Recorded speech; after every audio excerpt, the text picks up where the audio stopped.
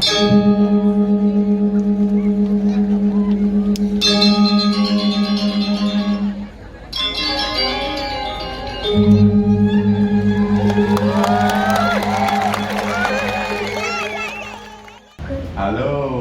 ini kopinya Mbak.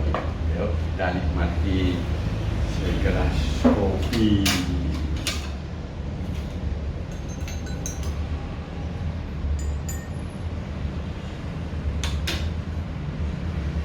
Ambilin kopinya pemberani, kopi tak ada pendampingnya.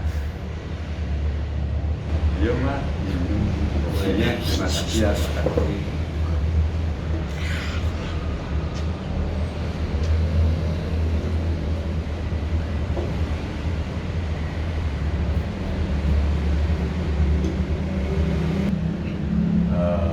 Rasa kopimu masih seperti dulu, jadi ada kecap manisnya gitu dikit-dikit. Sekarang banyak loh yang udah berubah, ada yang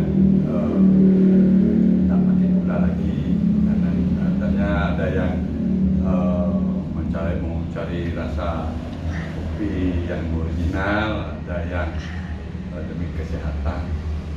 Saya yang penting kopi. Jadi kalau pas kopinya itu masih panas, minumnya masih panas karena sakit mah. Ini kan karena mah ininya kan pas kopi, kalau termasuk yang dingin mahnya bisa kambuh, itu sih katanya. Saya juga yang penting kena kopi, tapi sebenarnya itu sudah kita tuh sakit, kecanduan ketika sakit. Tapi ya bagaimana, kita nikmati aja. Ngomong momennya kamu sini, ya bagaimana kabarmu Mas? Saya baik-baik saja, jujur saya sedikit mengganjal,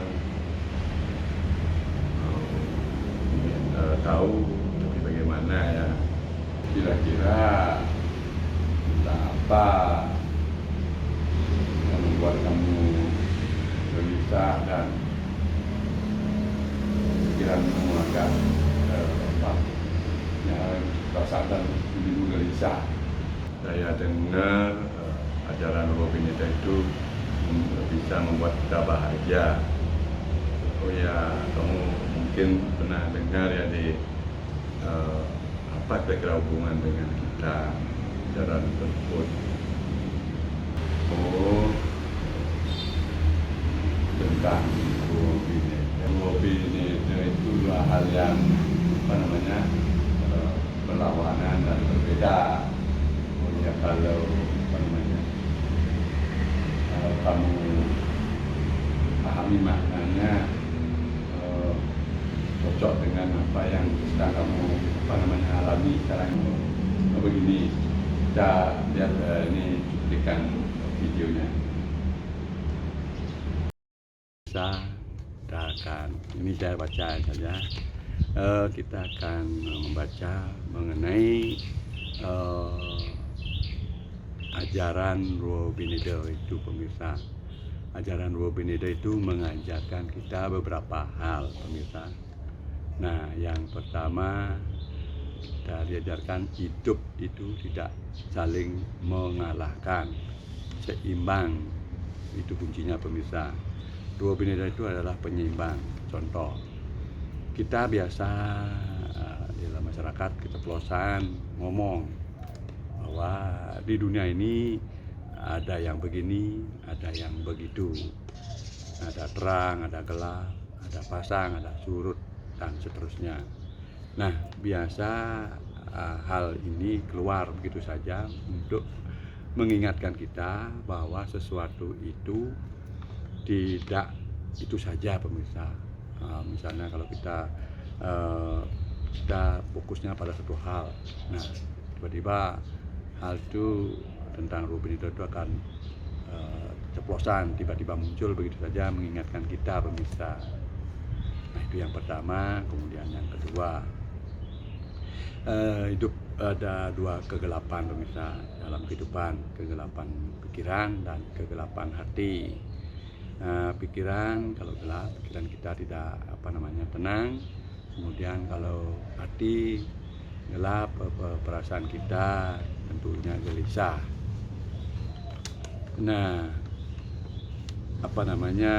di sini kita diajarkan kita itu hidup seadanya pemirsa, bukan seharusnya itu. Nah ini yang paling utama pemirsa. Yang ketiga, bahwa Ruwa Bineda itu berkaitan dengan penciptaan Purusa Pradana atau cetana pemirsa.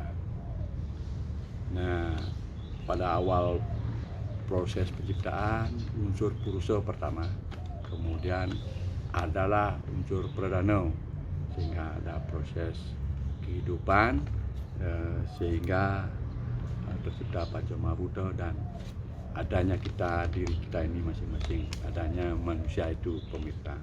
Nah itu proses penciptaan, kaitannya yaitu bahwa Ruwa Bineda itu sudah ada sebelumnya pemirsa. Nah yaitu yang pertama Purusa, kemudian yang sifatnya cetana atau kesadaran, kemudian ada Pradana yang sifatnya materi. Nah dari sana tercipta Pancamabhuta, terciptanya masing diri manusia pemirsa. Nah berarti dari awal itu tercipta Purusa pertama dan baru kemudian Pradananya. Nah dan setelah itu saat ini, setelah terciptanya saat ini adalah baru kita mengenal Ruwa Bineda pemirsa. Nah yang ditekankan di sini, apabila kita paham hal ini, berarti kita itu seyogianya kita itu harus kembali kepada awal penciptaan itu pemirsa, bahwa kita kembali kepada Purusa, kita kembali ke kesadaran. Kita harus mampu lewati yang namanya Ruwa Bineda ini, gelap, terang,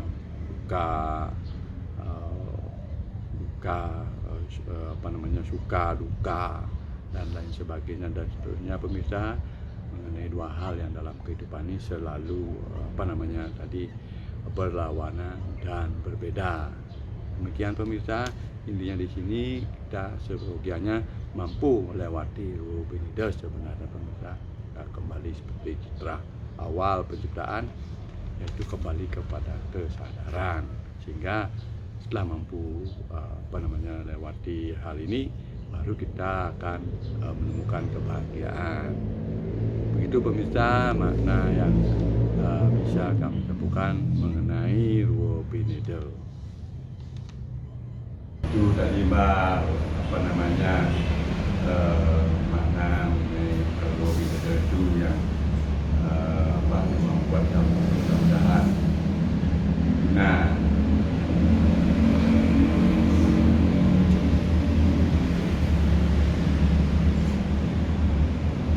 kembali dulu ya,